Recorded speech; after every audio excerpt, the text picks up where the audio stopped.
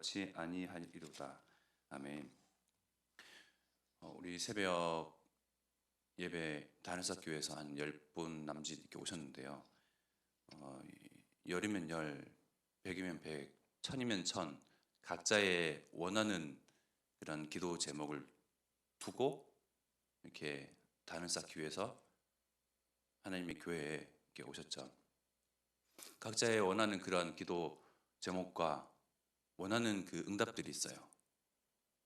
이제 수능을 앞두고 있는데요. 수능 보는 학생들, 그리고 부모들, 뭐 시험을 앞두고 또 취업을 앞두고, 그리고 건강 문제로 또 말하지 못하는 그러한 말 못할 개인의 그러한 문제를 가지고 각자의 그 이유를 다 이렇게 가지고 하나님 앞에 나왔습니다. 그래서 우리는 이제 구하고 찾으면 하나님께서 주시고 반드시 응답하실 것을 믿고 이렇게 나왔죠. 모든 기도 제목, 각자의 기도 제목, 사람들이 우리가 내가 원하는 하나님 앞에 두고 하는 모든 기도 제목, 하나님께서 다 취합하여서 응답하시는데, 응답 중에 응답이 각자의 그 원하는 바들을 다 하나하나 이루어 주시는 것보다 취합하여서 하나님께서 가장 좋은 것을 우리에게 주시는데 바로 임마누엘입니다. 건강 문제를 하나님 앞에 호소하기 위해서 나왔는데요. 임마누엘이 가장 좋은, 하나님께서 가장 우리에게 주시고자 하는 그 응답이세요. 시험을 앞두고 있는데요. 취업을 해야 되는데요. 하나님께서 함께 하시는 것이, 하나님 보시기에 나를 너무나 잘 아시는 하나님께서 내게 가장 필요하신 것은 임마누엘이라는 것, 함께 하신다는 것, 이것을 아는 것, 이 응답을 우리에게 주시는데, 곰곰이 생각해 보면 취업 문제가 아니고, 시험의 당락이 문제가 아니고, 건강 문제가 아니고, 여러 가지 갖가지 문제들이 아니고, 하나님이 함께하는 게 가장 좋은 것이고, 가장 선한 것이고, 가장 하나님을 알 수 있는 그 길이에요. 이러한 저러한 것들 가운데 그냥 하나님께서 나와 함께 하신다는 것 그 자체만으로도 이미 받은 것이구나, 이미 이룬 것이구나, 더 이상 기도할 게 없는 거구나, 이것을 정말 하나님께서 아시고자, 알리시고자 알아줬으면, 그런 마음으로 우리에게 가장 좋은 것으로 이렇게 계속 응답하시죠. 임마누엘이라는 그 응답, 임마누엘을 이루는 방법, 하나님께서 우리와 함께 하시기 위해서 그저 하늘에서만 함께 하시는 것이 아니고, 하나님께서 하나님 떠난 우리에게 다시금 우리를 만나고자, 함께하고자, 함께 나누고자, 자신을 드러내고 알리고자 하시는데, 그 방법이 하나님께서 떠난 죄 때문에 범죄함으로 하나님은 도무지 만날 수 없는 우리에게 하나님 자신이, 하나님 자신을 만날 수 있는 그 길을 여셨어요. 바로 예수 그리스도를 통하여서.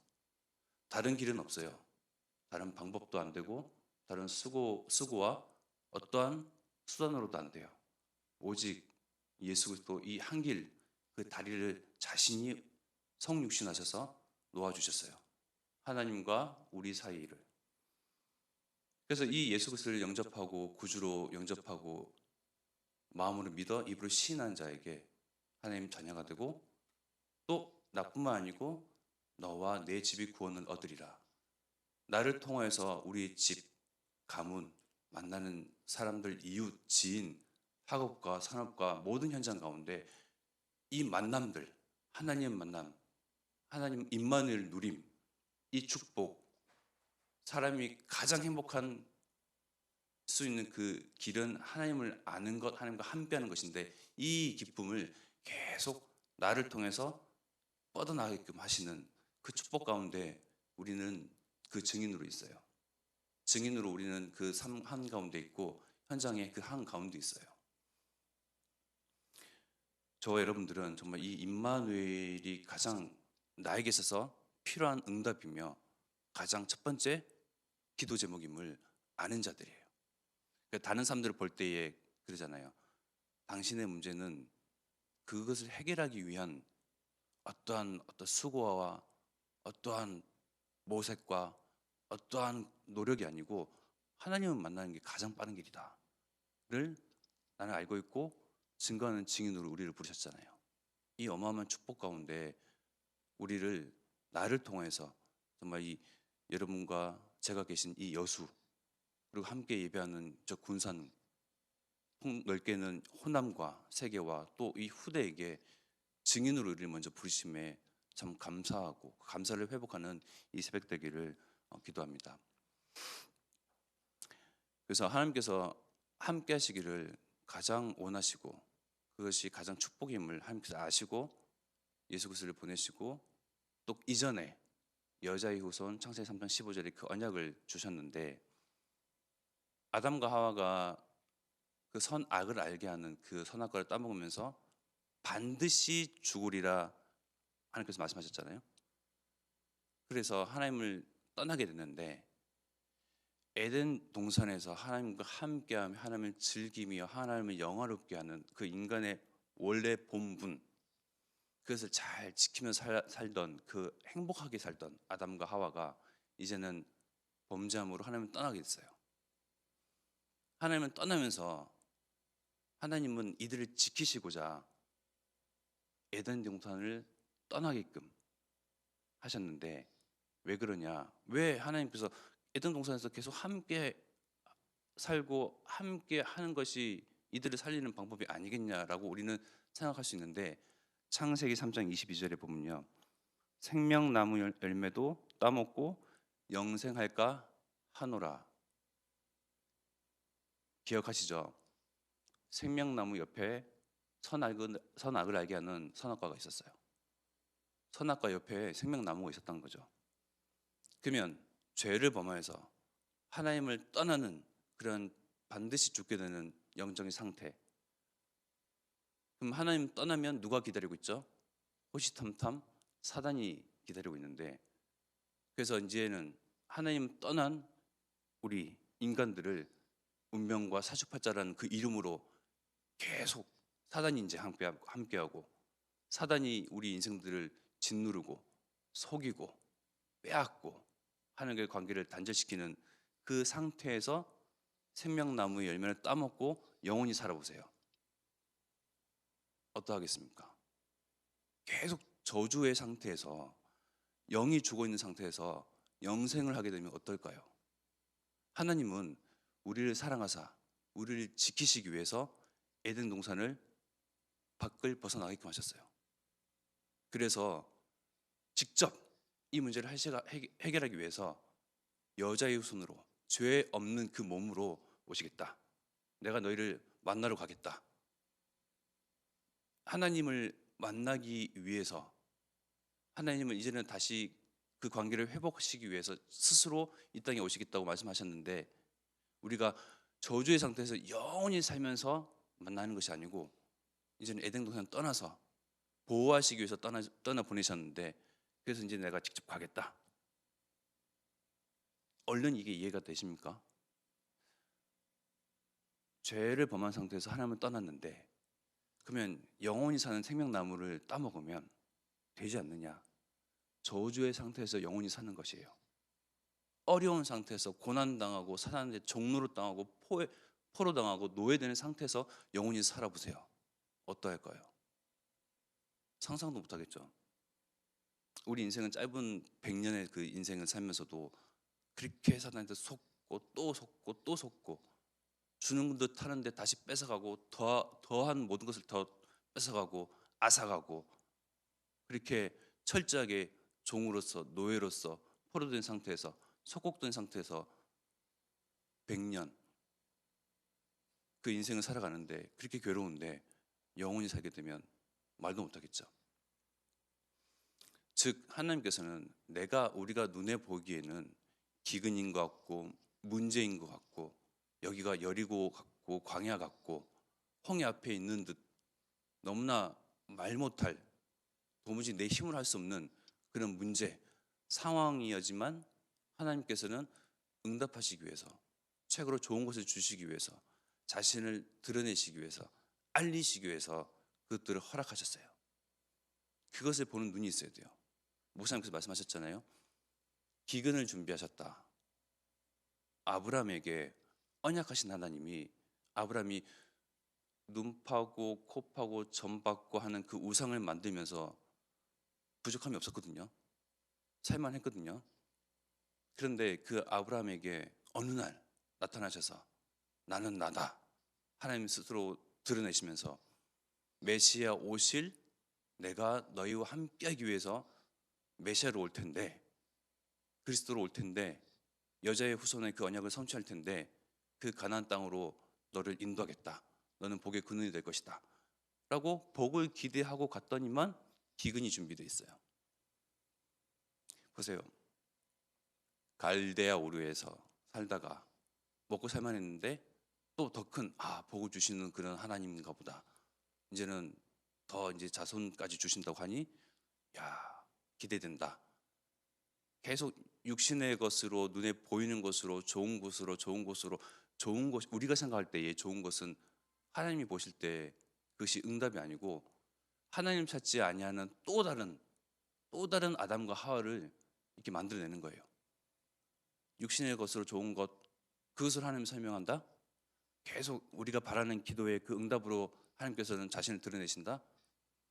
그럼 또 계속 좋은 것만 찾고 또 응답만 찾고 내 욕심만 채우기 위한 필요한 액세서리 같은 하나님이 되는 거예요.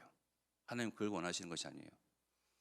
스스로 하나님을 문제를 통해서라도 자신을 드러내시려고 하고 마음이 아프시지만 우리 자녀를 향한 그러한 본심이 아니시지만 우리가 고심하고 근심하고 걱정하는 그 가운데 그나마 그 문제를 통해서 하나님을 찾는다.